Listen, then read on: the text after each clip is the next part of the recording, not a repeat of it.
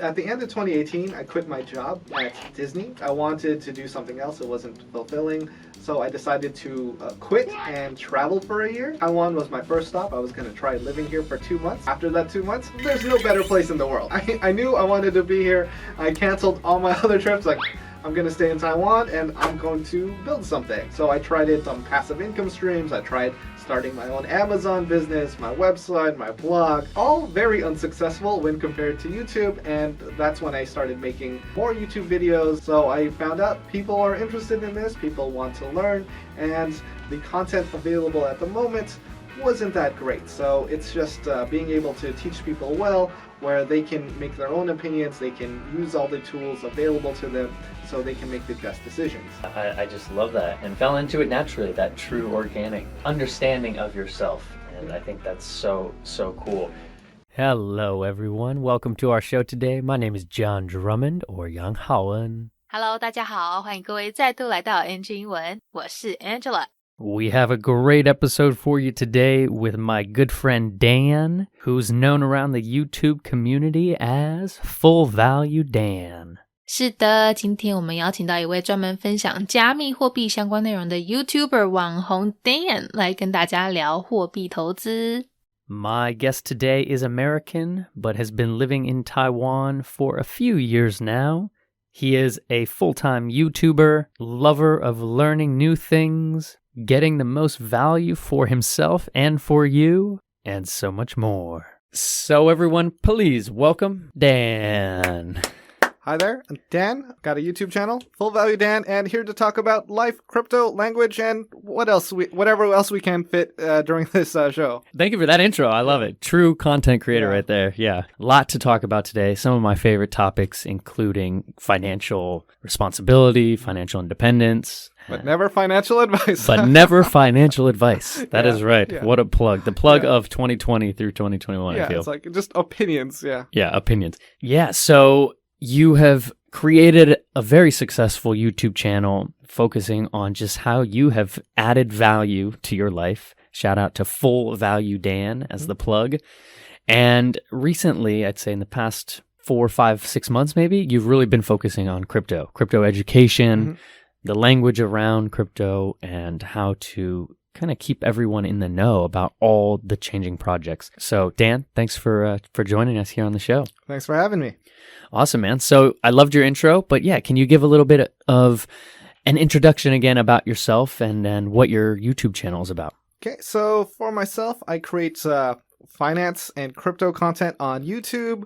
It originally started as just a dumping ground for videos from my travels and then maybe a travel vlog, and that kind of evolved into finance. And a lot of people have been interested in cryptocurrency. That's something I know about. My friends have been asking about it. So I started creating videos with my friends in mind so they would stop asking me and I could just redirect them to something that was a great resource. People found it, people loved it, and I just started creating more content.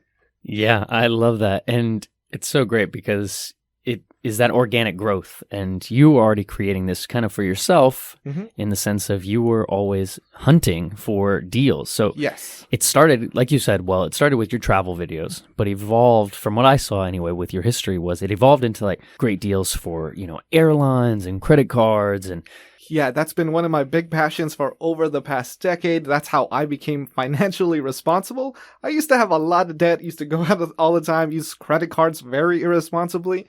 Then I found out how to take advantage of those promotions, leveraging that, U.S. citizenship. Those U.S. finance deals are super, super generous where, you'll get a bunch of frequent flyer miles, hotel points, bank points when you sign up for a credit card, and there are a lot of rules to it, but if you know the right strategy, you can get full value from it, take advantage of it, and then you can use that same strategies with crypto, like find the best deals, find the best projects, and that's how you get to that point where you become like financially comfortable, secure, and in the long term, you get that passive income from investing, and you don't really have to do that much. Yeah, well said. And there's a lot to be learned, and YouTube has just been such an incredible resource for you and I know, and so many of us. And it's just a wonderful new kind of paradigm shift into the way people can learn. And so I love what you're doing. Focusing on crypto right now, what have you found in terms of education in the sense of how you learn about crypto that maybe you can help our audience, because crypto and Bitcoin and NFTs, they're such buzzwords. Yes. But is there anything you can share from your learning over the past few years? So I learned that people don't understand market cap. They don't understand the price of the coin and what that really means. They'll see like, oh, this is significantly less than a penny. It must be a good buy. It's not. Two, it doesn't really do that much. There are better projects in this space. Or, something like SHIB. SHIB got a lot of attention because of Doge and like, oh, let's invest in the next dog-related coin. And the project really doesn't have as much value as something like building in the crypto space. So I wouldn't say that it's a bad coin to invest in. You're really investing in the community and that they would be the loudest community to drive up that price. So that's what I've learned. I actually made a video in January that you should not buy Dogecoin while it was 3 cents. And then Elon Musk kept pumping it and then it went up. So I've been wrong in the past. And what I learned from that is that community matters. And just having like big figures on your side of that marketing does make a big difference. And it depends on how you invest. There are easier strategies when you just invest in a good project, like anything in the Luna ecosystem. But, it all takes time to learn and get comfortable with. It's very intimidating for new investors. Yeah. Well said. The power of community right there. And the power of DYOR, do your own research, is empowering so many millennial investors. Yes. And this term of being an investor, I think, is actually in its own shift because people just want to learn. They want to think about how they can increase their money. Yeah, and the thing is, like, if you do enough research, you learn about something, that's how you get the edge in investing. So everyone can be empowered. They just have to do their own research to the point where they can form their own opinion. They can compare it to a couple other projects, and then they can see the potential. Most of the time, they're not going to find it. And in my experience, like 95% of the time when looking into a new project, it's not as good as something I've already found. Well said. So thinking about the future of Full Value, Dan, what do you want to be focusing on with your own content creation? I still make videos about, projects I'm interested, but I am interested in helping the newer investor. I get a lot of people asking, like, how do I get started? And I'm like, I don't know how to answer that. It's like, I've said this many times, but I think some people just need to walk through it with someone. They need like a class. So I might do more classes, maybe like once a month. And it's not really about the money. I kind of want to do this to get more people involved, but I'd also like to generate funds for charity. So that's something I'll be working on for the next month. And I think that's a great way to get people to learn and to get involved in helping other people. I love that. What a humble man. Yeah, and great time for, the start of 2022 and Chinese New Year. I think that's a beautiful thing. And so taking control of your financial understanding is so, so important. I can't stress that enough. And so I love what you're doing. Thank you. 节目上半段一开始这里谈到说，其实来宾他的频道当初只是一个可以让他放各种生活啦、旅游影片的地方，后来发现大家对理财和加密货币的主题好像还蛮有兴趣的哦。那刚好自己在这方面也都有涉略，有一些相关的知识，那周遭的亲朋好友也都会跟他请教相关问题，所以才会想说不然干脆来做这类的影片好了，反正观众喜欢看嘛，而且这样以后如果有谁有问题的话，就可以直接去看影片，就不用再一直来问他。那他之所以会钻研理财和货币的领域，其实是因为以前呢常常都爱乱刷卡，导致就欠了一屁股卡债，一直到后来发现其实可以好好利用信用卡公司提供的优惠方案，来理财赚点数啊，赚免费机票或是饭店住宿等等，才慢慢摆脱卡债，变得比较经济独立。只是因为办卡常常也都会有很多规则条款啊、条件等等的，所以我们也是要先弄清楚规则之后再做决定。好，那同样道理，加密货币也是这样子，只要我们弄懂游戏规则，就也可以挖宝，可以自己找一些划算的货币买卖或是投资，好，进而呢帮自己创造被动收入，得到财富自由。几个字跟大家介绍一下，被动收入这个词啊，相信各位应该也不陌生，但是要怎么用英文来表达嘞？我们可以说 passive income。好，那财富自由、经济独立的话，除了一般常听到的 financial independence， 也可以把它改成 financially independent。好，或是像来宾讲的这个 financially comfortable。另外这个字 deal D-E-A-L， 好，各位大概也都蛮熟悉的，但是在这里它是在表达划算、便宜、优惠的概念哦。例如刚才访谈里面来宾说 find the best deals，好，就是捡便宜，找最划算、最优惠的价格这样子。其他我们在课本上可能常常会看到的意思，还有像是处理某事，或是对付某人，跟某人打交道，好，对不对？像是 deal with something or deal with somebody。好 ，deal 这个字它意思很多，不管是你玩牌要发牌，还是毒品交易 drug dealing， 都跟它有关。只是我们因为时间关系没有办法跟他一一说明，如果有问题的话呢，可以在底下留言或是上网查字典哦。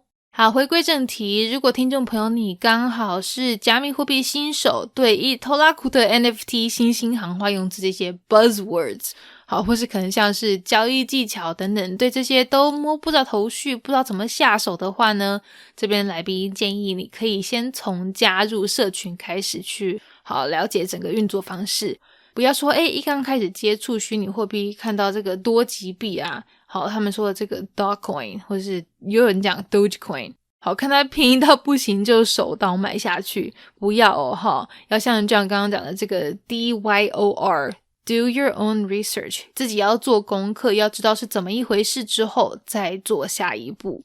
但如果你真的就是怎么做功课怎么读资料就是读不懂的话呢，也没有关系，我们来宾Dan他之后计划会线上开课，手把手教你怎么在虚拟货币的世界里闯出自己的一片天。所以有兴趣的听众朋友记得多关注来宾 YouTube 频道 Full Value Dan 的最新消息哦。好啦，那这段内容就先在这边告一段落，我们赶快继续听下半段的分享。Thinking about you as a content creator, what really allowed you to become a full-time content creator? Did you have that kind of aha moment where like, this was for me? Not necessarily. I guess I kind of fell into it.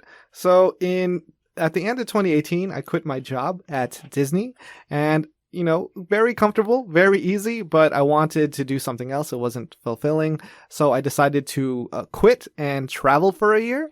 And Taiwan was my first stop. I was going to try living here for 2 months. After that 2 months, there's no better place in the world. I knew I wanted to be here. I canceled all my other trips. Like, I'm going to stay in Taiwan and I'm going to build something. So I tried, some passive income streams. I tried starting my own Amazon business, my website, my blog. All very unsuccessful when compared to YouTube, and that's when I started making more YouTube videos. I made something in the crypto space that got a lot of attention, so I found out people are interested in this, people want to learn, and the content available at the moment wasn't that great. So it's just being able to teach people well, where they can make their own opinions, they can use all the tools available to them so they can make the best decisions. Yeah, I just love that. And you fell into it naturally, that true organic understanding of yourself. And I think that's so cool. Could you give maybe a little advice to someone who would want to start their own channel? Maybe it could be about anything, but what helped you find your niche in the YouTube space? I think it's because I actually have a passion for cryptocurrency. I've been involved in the space since 2017. I've been following YouTubers at that time who shilled projects that went down 100% in value. So that hurt me financially, and I don't want people to fall for the same thing. So I want them to learn about projects that are high quality and low quality so they can best navigate through the crypto space without having to go through the same problems I did. Yeah, great word right there, shill, which is very popular right now in the crypto community space. And you see a lot of YouTube content creators shilling projects, meaning they have got in potentially at an early price. They're selling it to you, right? They're marketing it to you, but they don't really know the back end. And if it goes up, they could dump it. Yes, and this is very common for low-quality projects. They have big marketing budgets, and it's not just on YouTube. It's also in all the news sites. A lot of the news sites, they take paid promotion. So even though they don't say that they're paid for it, they're paid for it. Ooh, very, very important right there. Yeah, understanding that media can be bought out. And that's why we need to be able to DYOR, do your own research. If you see a news article, if you hear someone talking about it, you need to go fact check stuff. You need to be able to find multiple sources that say the same exact thing. Yeah. So if you see on a potential new project that they have a lot of news related sites like publications, it doesn't really matter. You really have to look at the investors. The quality investors are the biggest sign to identify a quality project. I've seen coins posted on the BBC network, on Business Insider, on Forbes. Like, people can be bought. So, take that with a grain of salt. Take that with a grain of salt, everyone. People can be bought. It's not new. It's just we are becoming more aware of it. So, yeah, great advice there. Do you mind, Dan, if we switch gears a little bit, kind of to the story of your life? You gave us a nice little introduction to how you arrived in Taiwan and how you figured out that you wanted to stay here. But yeah, can you share a little bit about your upbringing and now what is your life in Taiwan? Okay, so I grew up in Los Angeles and, it was just a very humble life. There was a small family. We were living in like one room for a very long time, like with some other family. And, that's just kind of like how we did things. It was a struggle, not things. We didn't have like name brand things. Things lasted a long time. And I'm still like that. I'm very cheap. Like, I'll keep reusing something until I have to. And the great thing about that is it keeps my average cost very low. Like last year, I spent $15,000 in a whole year. In the whole year, I was living out in Tanshui, low cost. I just need rent, food. That's it. That's incredible. That's very So I see you full value, Dan, has really sticks. Yeah, you could live a humble life, or you could just keep working hard and trying to impress other people by spending more money. That's not me. I became comfortable with how I live, and I think that's the most important thing that people can learn. And at an early age, I guess in my early 20s, I learned about credit cards and finance, and this was all on a plane. While I was on a plane from Lima, Peru, back to Los Angeles, there was this crying baby, and then I was sitting in a row with like two strangers, and then all at the same time, we ordered a beer just because the baby was stressing us out, and then, that beer got us talking to each other. This guy was a travel hacker. He taught me about credit cards, taking advantage of promotions, frequent flyer miles, hotel points, and how to gain a lot of value from using these tactics. So that was my journey in my early 20s. And with that led me into traveling more around the world by taking advantage of these deals. At the time, that Lima trip, that was my second trip I've ever done in my life. So it was really life-changing that just that one conversation and taking a risk of learning something new, that led me into traveling to 60 other countries where, I can kind of compare them, what the quality of life is. And that's how I came to the conclusion, Taiwan is for me. Taiwan, number one, right there. Yeah. Yes. And that's great. Yeah, because you actually were pulling from many countries you've been to. You realized that Taiwan has a lot in terms of comfort, convenience, all the buzzwords we hear about Taiwan. Safety is huge, especially being from LA, California, where safety is something very hard to deal with. And value. Like, I've been stopped at 7-Eleven many times where they said, "Oh, this is like on special, 2 for 1. Go get another one." It's like, "Oh, okay." Yeah. Even though the business would probably not be as profitable, they still want you to get the best out of it. Yeah, true. That community vibe right there. A lot of people at 7-Eleven will say, "Hey, it's 2 for 1. Go grab another one." Yeah. Where maybe in the States they wouldn't. They don't care about you. They don't care. Yeah. That's very, very cool. So you're in Taiwan now for a few years. You're living in Taipei. And what's been your exposure now to Chinese, the language? Well, I tried taking Chinese 3 times. I failed 3 times. Oh, no, really? Failed? What do you mean? No, I don't believe you failed. Well, I stopped showing up. It got difficult. I got stressed. I was like, stress isn't for me. I was like, I don't need to live a stressful life. I was like, let me get back on Duolingo. I also kind of dropped out of Duolingo. Yeah, so in your kind of day-to-day, though, did you feel you were comfortable enough using Chinese at 7-Eleven, for example? Yeah, I kind of just keep saying no whenever they ask something. So I was like, I could get around enough. I can use Google Translate. I can use Uber Eats. The struggle isn't painful enough for me to learn Chinese. Mm-hmm. And I do depend on my wife a lot if we go to a more local restaurant. Yes, your wife being Taiwanese. So another big incentive to kind of find yourself staying here now for multiple years. Yeah, I do want to learn the language, but I think it's just learning at my own pace and finding a schedule that works for me. Maybe 2022 is my year. You never know. And I think it segues a little bit nicely into the fact that, there is content out there right now if you do want to learn more about cryptocurrency in Mandarin, right? And so finding that content for whatever language you really want to learn, I've said it time and time again, if you have an interest in something already, go find it in that language and it might be a more enjoyable process to be learning. Mm-hmm. Awesome, Dan. Yeah, so living in Taiwan now for a few years, working on the language side of things, but can you give us any value adds to Taiwan?